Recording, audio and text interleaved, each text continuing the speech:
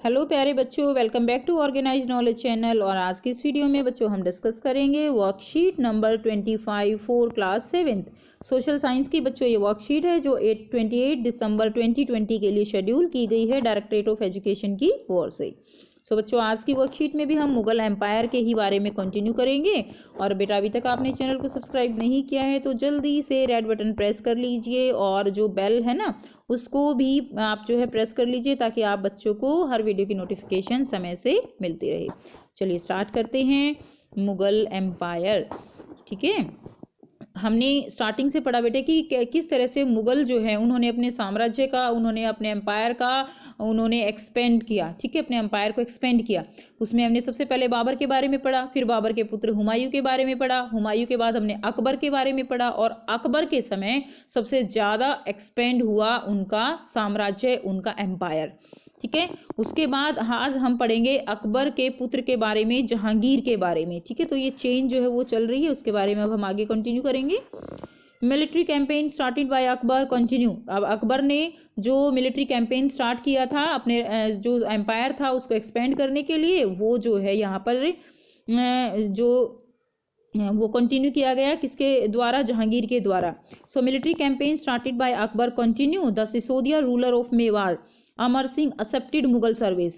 तो जो Sisodia ruler of Mewar के जो सिसोदिया रूलर थे उन्होंने, अमर सिंह उनका नाम क्या था बेटे, अमर सिंह, उन्होंने मुगल सर्विस को एक्सेप्ट कर लिया, यानी उन्होंने जो है अपने आप को मुगलों में मिला दिया, ठीक है। उसके बाद देखिए less successful campaign against the Sikh, the Ahom and the Ahmednagar followed.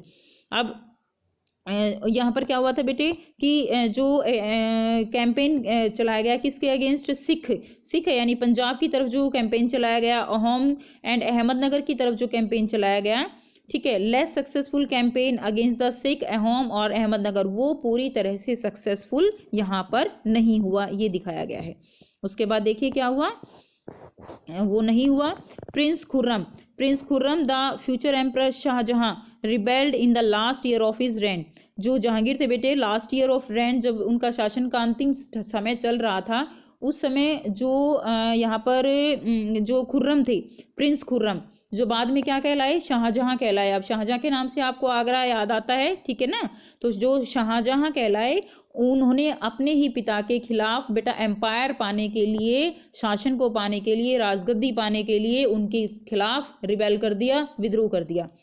उसके बाद क्या हुआ, विद्रोह करने के बाद during his rain Jahangir encourage the drawing and arts.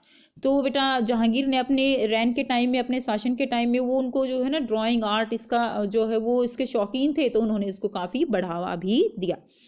तो हमने देखा कि उन्होंने जो यहाँ पर मेवाड़ है उसके खिलाफ जो है विजय उन्होंने मिली थी उनको। उसके अलावा बेटे जो सिख, अहोम और अहमदनगर वहाँ पे वो सक्सेसफुल नहीं हुए और शाहजहां ने, उनके बेटे ने उनके खिलाफ जो है रिबेल किया। ओके, अब आगे देखते हैं। उसके बाद देखिए मैरूनिशा मैरिड द एम्परर जहांगीर। मैरूनिशा ने जहांगीर से क्या की, शादी की, एम्परर इन 1611 में। एंड रिसीव द टाइटल नूर जहां, और उनको टाइटल क्या मिला, नूर जहां, ठीक है। She remained extremely loyal and supportive to the monarch. अब जो जहांगीर थे उनकी तरफ वो बहुत ही ज़्यादा लॉयल थी, लॉयल होता है वफादार थी, और सपोर्टिव थी। सपोर्टिव यानी उनका हर टाइम सपोर्ट करने वाली, यानी जहांगीर को कोई भी प्रॉब्लम आती रेन के ड्यूरिंग, शासन के ड्यूरिंग, तो वो उनसे जो है क्या करते थे, डिस्कस करते थे। इसलिए वो उनकी बहुत सपोर्ट भी करती थी, उनके प्रति लॉयल भी थी। As a mark of honor, Jahangir struck silver coin bearing his own title on one side and on the other side the inscription. अभी देखिए क्या है कि जहांगीर वो बहुत उसको ऑनर करते थे, किसको, नूर जहां को, और इसी ऑनर के चलते उन्होंने चांदी के सिल्वर कॉइन जो है वो बनवाए। और सिल्वर कॉइन में उन्होंने क्या किया, एक तरफ तो उन्होंने अपना टाइटल दिया on one side, on title on one side and on the other the inscription, और दूसरी तरफ उन्होंने क्या लिखवाया, struck in the name of queen Begum Nur Jahan, ठीक है। उन्होंने नूर जहां का जो है पूरा नाम लिखवाया। द एडजॉइनिंग डॉक्यूमेंट, और पूरी जो है ये जो लिखवाया, the adjoining document is an order of Nur Jahan, ठीक है, कि जो डॉक्यूमेंट है वो एक तरह से फरमान है किसका, नूर जहां का। The square seal states command of her most sublime and elevated majesty Nur Jahan Pasha Begum and the round seal states by the son of Shah Jahangir. She became as brilliant as the moon. May Noor Jahan Pasha be the lady of the age. तो बेटा ये सारी बात जो है किसके बारे में लिखवाई गई थी? ये नूर जहां के बारे में लिखवाई गई थी कॉइन के एक तरफ, जिसमें कहा गया है कि जो नूर जहां है बेगम, वो जो है एकदम उनकी कंपैरिजन यहाँ पे किया गया है किसके साथ? मून के साथ, कि जैसे मून जो है वो बहुत ही ज़्यादा यहाँ पर क्या है कि ये दिखा है ना, by the son of Shah Jahangir she became as brilliant as the moon, कि वो उसी तरह से वैभवशाली हैं, उसी तरह से ब्रिलियंट हैं जैसे कि जो है चंद्रमा का वैभव होता है, मून का वैभव होता है, उसी तरह से वो भी वैभवशाली हैं। और मे the Nur Jahan Badshah be the lady of the age, और कि वो इस युग की सबसे गौरवशाली, आप कह सकते हो कि गौरवशाली जो है वो लेडी हो इस युग की, ऐसा उसमें जो है लिखवाया गया था। नेक्स्ट देखते हैं बेटा, उसके बाद कौन आए? उसके बाद आए शाहजहां, जिसके हमने क्या पढ़ा था? खुर्रम, प्रिंस खुर्रम, ठीक है, जो बाद में क्या कहलाई? शाहजहां। अब इनके बारे में पढ़ेंगे। Mughal campaign continue in the Deccan under Shahjahan and the Afghan noble Khan and Khan Jahan Lodi rebelled and was defeated. तो बेटा जो मुगल कैंपेन था वो कंटिन्यू रहा कहाँ पे? दक्कन में, और किसके अंडर में? शाहजहां के अंडर में। और जो अफगान थे जिन्होंने रिबेल किया था वो क्या हो गए? वो हार गए। यानी ये एक तरह से क्या थी? अचीवमेंट थी किसकी? शाहजहां की।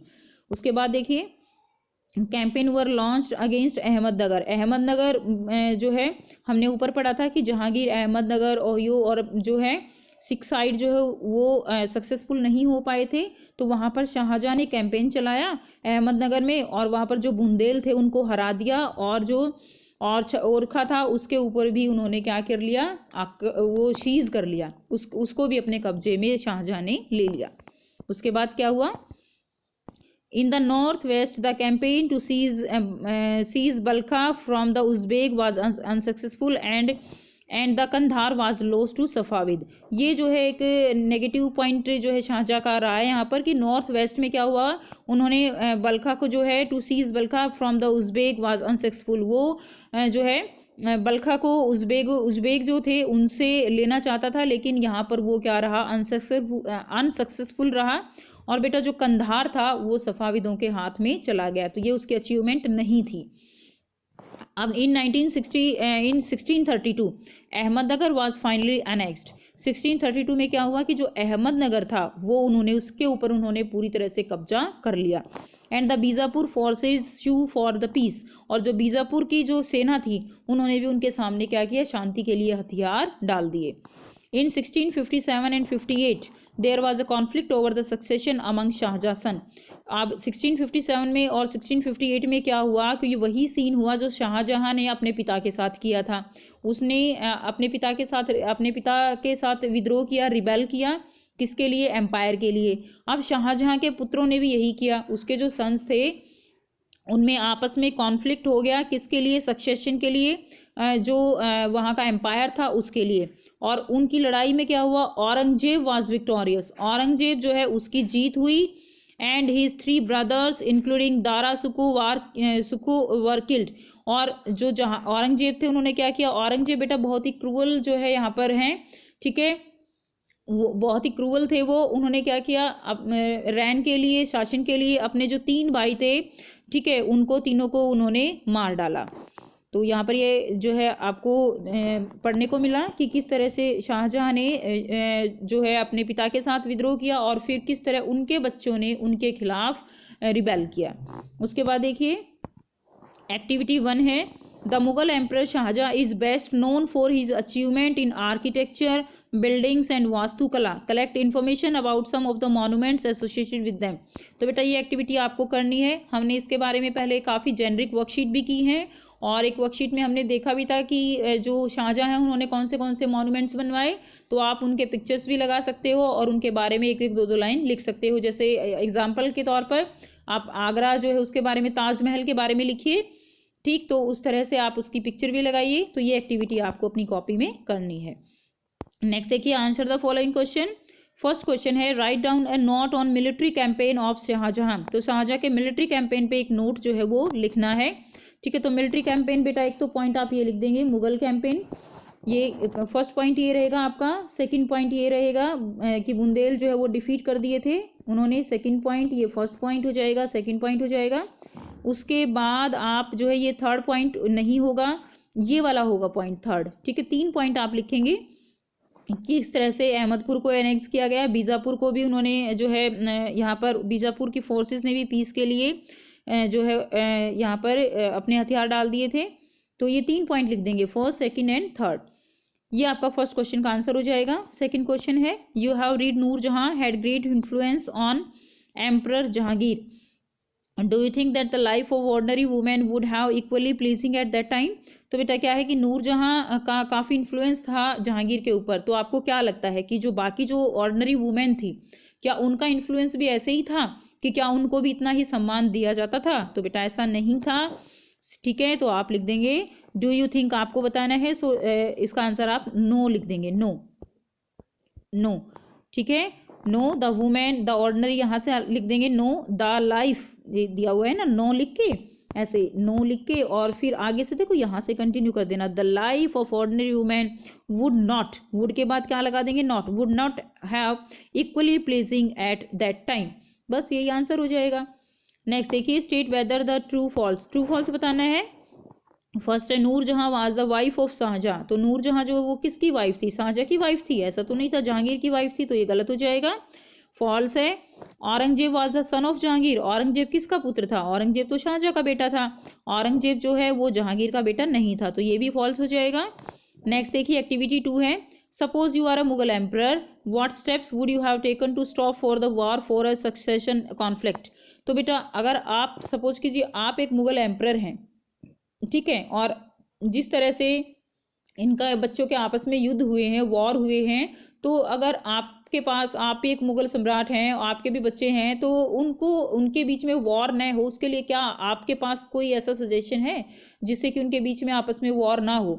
आज की सिचुएशन में बेटा आजकल यही होता है, देखिए हमारे पास यही सजेशन हो सकता है ना इसका, कि जैसे आज है, आज के टाइम में क्या होता है, जितने भी बच्चे होते हैं उनके बीच में जो भी प्रॉपर्टी होती है उसका इक्वल डिस्ट्रीब्यूशन कर दिया जाता है। सेम यहाँ पर भी हम यही सजेशन दे सकते हैं कि जितने भी बच्चे हों उनके बीच में जो भी एम्पायर है उसको इक्वल पार्ट में बांट दिया जाए, किसी को कोई दे दिया जाए, किसी को कोई पार्ट दे दिया जाए। जैसे अगर किसी के पास ज़मीन है या कोई प्रॉपर्टी है तो वो इक्वल बांट दी जाती है, ताकि उनके बीच में आपस में कोई भी झगड़ा ना रहे। तो वही सजेशन हम यहाँ पे दे सकते हैं। तो आइए बेटा इसका आंसर हम लिख लेते हैं। सो बेटा यहाँ से आप इसका आंसर लिखेंगे, if I were a Mughal empire I would divide my empire into equal parts among all my sons to stop the war succession conflict. Having equal empire, they will not quarrel with each other. ठीक है, equal empire होता उनके पास, equal parts होते, तो क्या होता कि वो जो है एक दूसरे से झगड़ा नहीं करते। तो ये बेटा आपका इसका आंसर हो जाएगा। तो ये थी बच्चों आपकी आज की एसएसटी की worksheet for class 7। I hope बेटा आपको वर्कशीट क्लियर है, और अगर वर्कशीट अच्छी लगी तो उसको लाइक शेयर ज़रूर कर दीजिए, चैनल को सब्सक्राइब भी कर लीजिए। And thanks for watching, have a nice day.